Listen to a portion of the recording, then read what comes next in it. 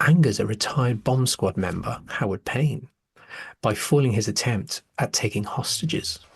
In revenge, Payne arms a bus with a bomb that will explode if it drops below 50 miles per hour. With the help of spunky passenger Annie, Jack and his partner Harry try to save the people on the bus before the bomb goes off, while also trying to figure out how Payne is monitoring them. The critics' consensus was a terrific popcorn thriller. Speed is taut, tense, and energetic, with outstanding performances from Keanu Reeves, Dennis Hopper, and Sandra Bullock. I think nostalgia-wise, when I was younger and a kid watching this, it was just, I just loved it. It was just so fun and silly. And like, what if I could try and explain the storyline to my stepson now, 8.5? He's like, that's such a weird. What do you mean? Well, the bus might go 50 miles an hour. Like, but how does what? And I was like, yeah, I know, it's great, isn't it? It's great. I just think it's an absolute, like they said, popcorn thriller, classic. And it introduced us to the, hey, I'm Keanu Reeves. Hey, don't do that. And that's how he came to know his skills. So, Jess, any thoughts on Speed?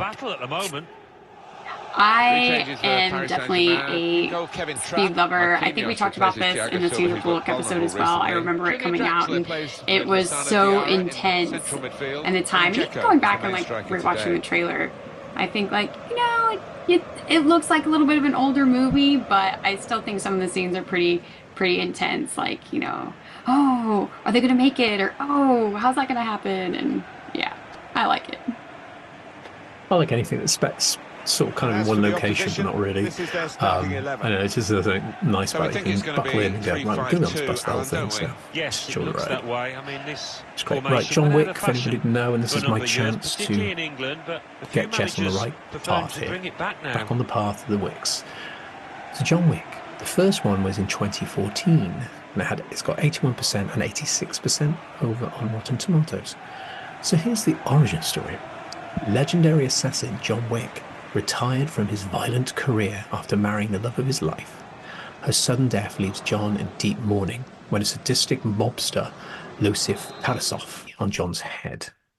So obviously he's trying to get back at the guys that took his car, killed his dog. I know that sounds like a ridiculous storyline and it always puts people off, but it does work.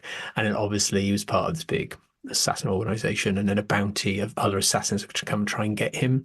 So you've got two things happening there. He's on the revenge path, but also people are trying to get him. So I think that's why it's really pacey, full of action.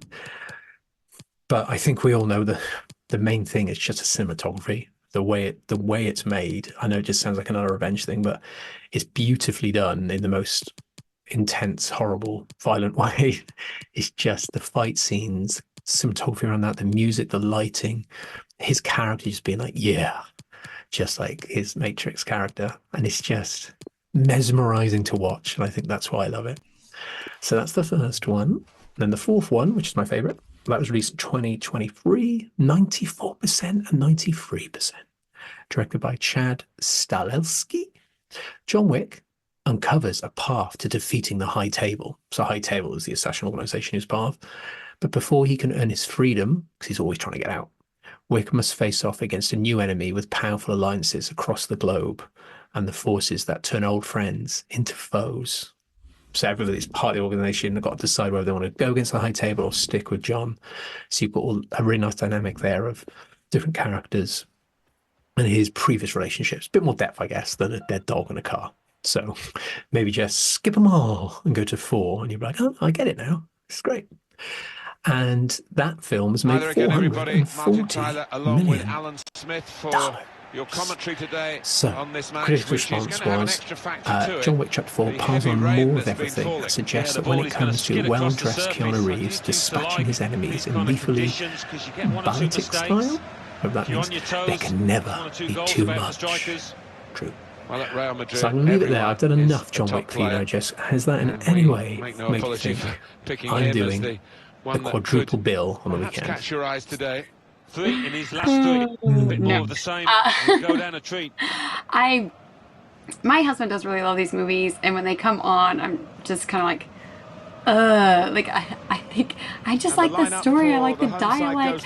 The fight scenes are amazing. They're great, but I do kind of just get lost in them. The Netherlands used to use what the all the time. why? Really, so maybe if I did watch them all the way through, like I said, if I actually took the time to understand the story, maybe. But I don't know. I think just try and move towards the high table part of the storyline, so he's part of this original assassin group and his relationship trying to get out. Maybe that'll be enough to keep it going. But in that sense, there's not much to it either. But I think that's what I like. I think I can sit back, kind of relax in a weird way, even though it's not the appropriate topic, but it kind of works. Cool. All right, no worries. So, Jess, it's your opportunity now to go up against Jamie and James and see if you can snatch the win on this episode. So I'll hand it to you.